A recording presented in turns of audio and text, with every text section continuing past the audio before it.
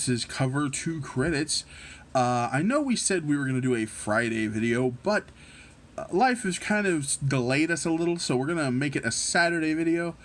We are, however, going to talk about and explain a little bit about esports. A lot of people are like, I've heard the term, but I have no idea what it is. Basically, and I'll get a little more in depth about this afterwards, but esports is basically professional video games. And I know there are parents somewhere like cringing like that's not a real thing. It is a real thing. There are millions and millions of dollars between sponsorships and prize pools and just endorsement deals. It's insane, and I'll explain the kind of different things that are going along with it and some of the concepts right now. So, for one, there are many games. I'll try to rattle off as many as I can think of at the top of my head. You've got Call of Duty, you've got Counter-Strike, you've got Dota 2, you've got League of Legends, you've got Halo. They're doing a FIFA, NBA 2K has a league. What else? StarCraft outside the U.S. is huge. I know there are more. I'm totally drawing a blank. PUBG's got one now.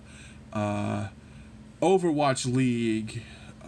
There are many, many more. If I think of any as we're going, I'll explain them. However, there are two different kind of base setups. There is the org setup, and there is a franchise setup. Now, the franchise setup is kind of a new concept, so I'll cover the org setup first. Let's go example, Optic Gaming. I'm an Optic fan. They run teams for different games. Call of Duty, one of the best teams ever right now, give or take, depending on when they're playing. Early in the year, maybe not so much. However, what they do is they sponsor that team. They run it. They hire, they fire, they trade, everything. Other organizations have other teams, and there are many for these tournaments. They have open tournaments, they have big tournaments, you name it, huge championships at the end of the year, constantly going. So like Optic has teams in a bunch of different games. You name it, if it's going on right now, they're kind of got their toe in the water. They just joined League of Legends and Overwatch, but they've got like the best Gears of War team, the best Halo team right now. That's just an example, though. These guys, their company, the org, runs all the teams. So there are many organizations, and they all have like different affiliations with like, whether it's something like Scuff Gaming that makes peripherals like controllers, or it's you name it. There are all kinds of different peripherals, headphones like Turtle Beaches or Steel Series or JBL or whatever. They all endorse different groups. So that's the org design. Now the franchise design is something that at least I haven't seen much until the Overwatch League. Overwatch is doing a thing where they're franchising teams with locations. Like, let's say, my example would be like Major League Baseball or the NFL or NBA. What I mean by that is there's two teams in New York, I think. At least one team in New York. There's a team in Boston, a team in Florida, a team in Dallas, a team in Houston, two teams in LA, San Francisco, Shanghai, London. There are teams all around the world. And what they're doing is right now for the first season, everybody is in LA. They're all playing in the same studio, which is gorgeous and humongous. The production value is through the roof. And what I've taken from what people talked about is each team is supposed to be building up a substantial location for a home center, because then next season they'll start to travel and play, I guess maybe like a home and home setup where teams are traveling around and playing. Now, I'm not 100% that's the complete design, but that's what I've kind of gathered. But these guys, like, let's say, now what they're doing with this is, like, instead of it being an Optic team, Optic runs the Houston Outlaws. That's their team. Now, there are other groups that run the Dallas Fuel or the Florida Mayhem or the Boston Uprising. In an org is what's running. Now, there are teams like the Houston Rockets that are getting esports teams into other games other than just 2K, NBA 2K.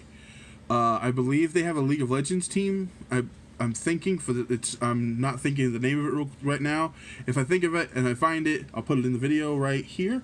But so it's growing, and there are millions of dollars on the line for some of these games. Like for like Dota, I know they do the huge tournament is the International, where they have a big theater in Seattle that they will sell out, and people come out of the woodwork for, and all these teams come in and play, and then there are millions of dollars on the line.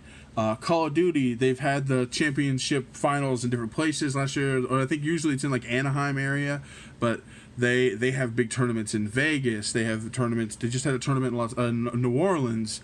Like, these guys are all over the place. I know Gears of War was just down in Mexico City. Obviously, there's a huge EU following where there are tournaments for everything on the European side. It's the same thing with like, and when you talk about like StarCraft, that's huge in like Asia. I'm not even sure how that stuff runs. I just know I've seen pictures of things where like they have soccer stadiums that they fill up with people just to sit and watch these guys on a stage down on the floor on the field playing StarCraft. And I know that sounds crazy, but there's so much money into this to where, you know, even when I was younger, which is 20 years, but when you used to say, oh, I want to be a professional gamer, they're like, that's not a thing. Now, that's very much a thing. And it's interesting, the more people start to recognize this. They've played the Dota 2 International Finals on ESPN2. Now there's an NCAA League of Legends league. Or they're part of the LCS. I'm not sure which, but there are university teams in League of Legends. In fact, my alma mater is one of the first teams to give a scholarship to a League of Legends team, Robert Morris. It's very interesting to see things grow. ESPN now has an esports tab. When you go on their website, you can look and follow different esports. They cover about as much anything mainstream they cover. This isn't even talking about fighting games. I totally blew my mind with that. Street Fighter, Mortal Kombat, a bunch of other games, you name it, there are leagues for them. And EVO is a big tournament with a lot of fighting games. I know I've missed a lot. Don't come after me in the comments if you see any of these, because I've totally forgotten a bunch of these. I will list a few here, but this is a real thing, and the more people are recognizing it, the more hype there is, the better it'll be for the gamers, for the people that watch them, whether you're watching on Twitch or you're going and watching these live, because some of these tournaments are just the environment and the atmosphere is insane to watch.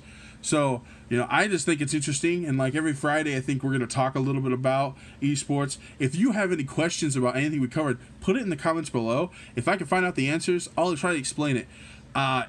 This is a huge kind of building and growing area, and I for one love watching. I watch a lot of the Call of Duty. I've watched Dota. I try to watch a little bit of League. I don't know anything about League of Legends. Overwatch a lot. I watch quite a bit. Gears of War, Halo, but it's such a new horizon that's still growing. It's really interesting to see where and what kind of takes off. So, like I said, if you have any questions about esports, let us know. We'll cover it next Friday or Saturday's video. And, you know, follow us, like I said, always subscribe if you're interested in the video. Follow us on Facebook, follow us on Twitter, follow us on Instagram, all at Cover to Credits. Let us know if you have any questions, or if there's any teams you like, let us know. You know, as a member of the Green Wall, I'm obviously an Optic fan, but let me know what you guys like. If you're any of the, I know a lot of people like Optic, really, still. So, as always, thanks for staying until after the credits.